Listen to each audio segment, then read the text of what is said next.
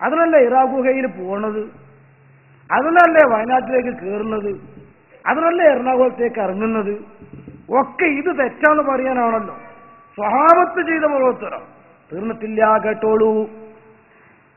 സിഹിർബാധ തുടങ്ങി പാമ്പ് വിഷം, പേപ്പട്ടി വിഷം, സിഹിർബാധ തുടങ്ങിയവയുടെ മറുമരുന്നായും അത് ഉപയോഗപ്പെട്ടിരുന്നു. എന്നും സുന്നി മഹല്ലുകളിൽ പലതിലും ഈ ചികിത്സാ രീതി നിലവിലുണ്ട്.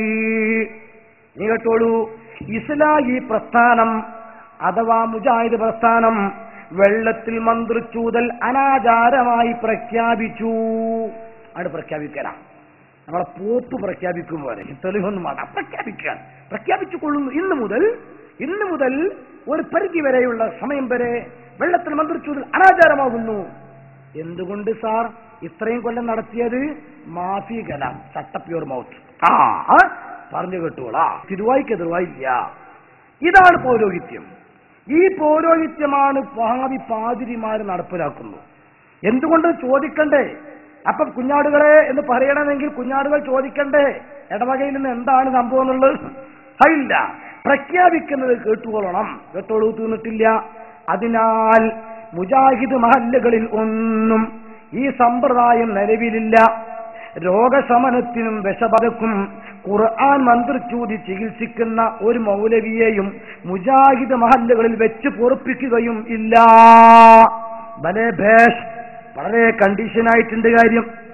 രോഗങ്ങൾ, വിഷബാധ, സിഹിർബാധ തുടങ്ങിയവയുടെ ശമനത്തിനായി ഗൾഫ് സലഫികൾ ഖുർആൻ മന്ത്രിച്ചൂതാറുണ്ട്. അവ ഗൾഫിലെത്തുമ്പോൾ ചുർക്ക്, കേരളത്തിലെത്തുമ്പോൾ ഷിർക്ക്. അങ്ങനെ ഉണ്ടോന്ന്? ഗൾഫിലെത്തുമ്പോൾ ചൊറുക്കാണ് മന്ത്രം, കേരളത്തിലെത്തുമ്പോൾ ഷിർക്കാണ് മന്ത്രം. ഇങ്ങനെ നാട് മാറുമ്പോ മാറുമോ കൂട്ടരെ? കാലാവസ്ഥക്കനുസരിച്ച് ജലദോഷം മാറി വരാറുണ്ട്. ഷിർക്ക് മാറി വരുമോ?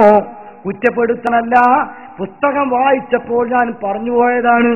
അപ്പൊ ഗൾഫിലെത്തിയാൽ സലഫികൾക്ക് ഷിർക്കാവാം, മന്ത്രിച്ചൂതാം. കേരളത്തിലെത്തുമ്പോൾ മേഡിയൻ കേരള മുജാഹിദിന് മന്ത്രം ഷിർക്കാണ്, മേഡിയൻ സൗദി അറേബ്യ മുജാഹിദിന് മന്ത്രം ചൊറുക്കാണ്.